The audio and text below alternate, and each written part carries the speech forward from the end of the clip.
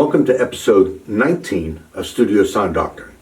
And I'm your host, Mike Auen, coming to you from my home recording studio and giving you around 600 seconds of biblically reformed sound doctrine. Well, here's what I'm going to be doing. I will be taking the first 5 gospel truths that we have learned from episodes 13 through 18 and doing a recap of how they all fit together by adding more theological background information about the salvation process made available through the cross of Jesus Christ. But this is going to take me 2 episodes to do this. So today, episode 19, and next week, episode 20, I will be covering this extremely important gospel information. And I will be introducing you to 4 theological terms that we need to learn and understand. Okay, ready? Here we go. We have all broken the laws of God, so therefore we are all sinners in the eyes of God. Again, Romans 3:23. For all have sinned and fall short of the glory of God. We learned this in episode 13. To make ourselves right with God, to be justified, to be made right, we must atone for these transgressions. Well, what does it mean to atone? Well, here's our first word. Webster defines atonement as reparation for an offense or injury. Satisfaction. So, how can I atone? How can I make reparations for my offense, my sin, when I have already been taught that there is nothing I can do on my own to contribute to or cure my death sentence? We learned that in episodes 14 and 15. Well, since God is the one offended, God will set the atonement requirement. So, what is that requirement? Well, God's requirement for the atonement of our sins and the forgiveness it provides is a perfect sacrifice. That is God's one and only requirement. Hebrews chapter 9, verse 22 tells us this. Indeed, under the law, almost everything is purified with blood, and without the shedding of blood, there is no forgiveness of sins. In the Old Testament, according to the law, an unblemished lamb was sacrificed, and by faith in that sacrifice, that person would be forgiven of their sins. This practice was repeated every year at the time of Passover. In the New Testament, Jesus is that perfect sacrifice. He's the perfect sacrifice because he is God incarnate, God in the flesh. We learned that in episode 16. He shed his blood on the cross as the atonement, the reparations required by God for the forgiveness of our sins. In other words, he did for us what we could not do for ourselves. And the result of that atonement is the forgiveness of our sins. And this sacrifice would be made only once on the cross. Listen, my friends, and by our faith in this sacrifice, the believer receives forgiveness for their sins. That is the gospel truth, and really it's most simplistic terms. And it's kind of a summary of episodes 16 and 17. And we could, theoretically, stop right here, and knowing this would be satisfactory.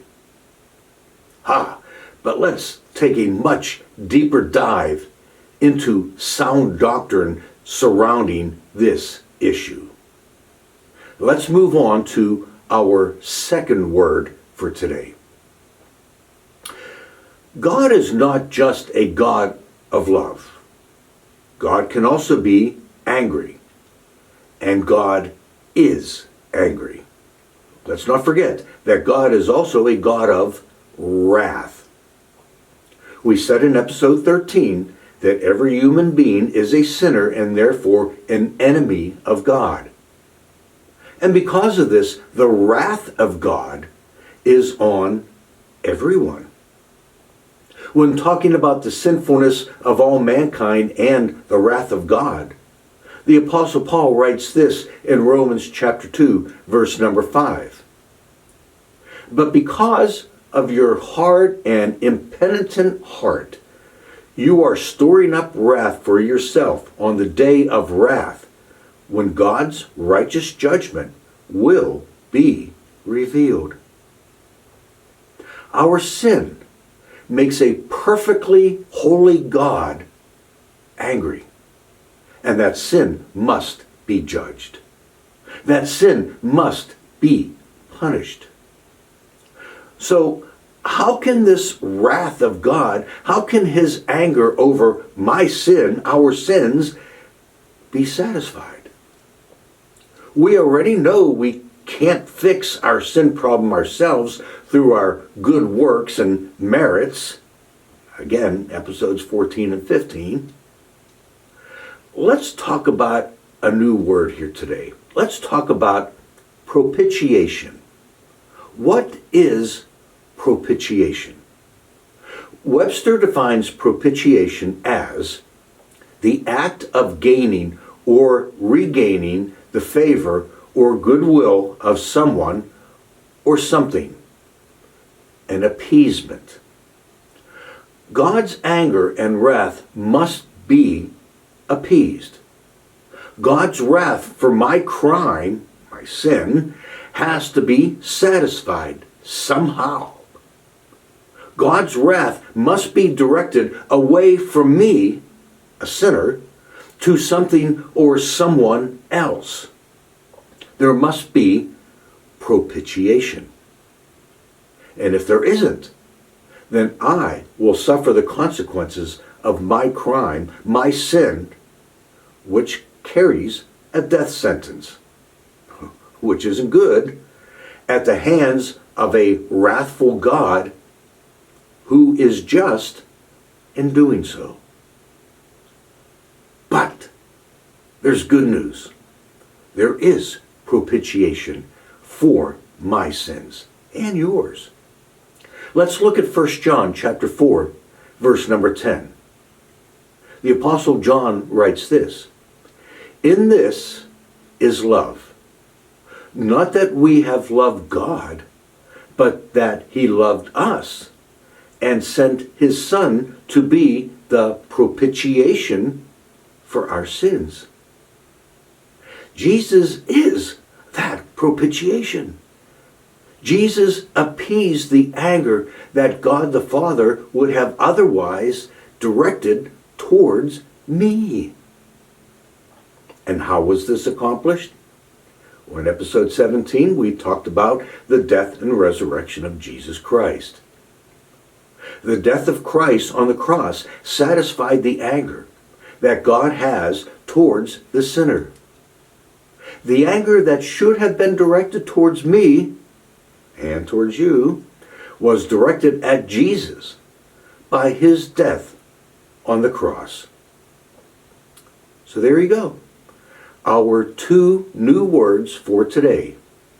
Jesus' death on the cross paid the debt, atonement, for my sins, and his death on the cross also satisfied God the Father's anger towards my sins.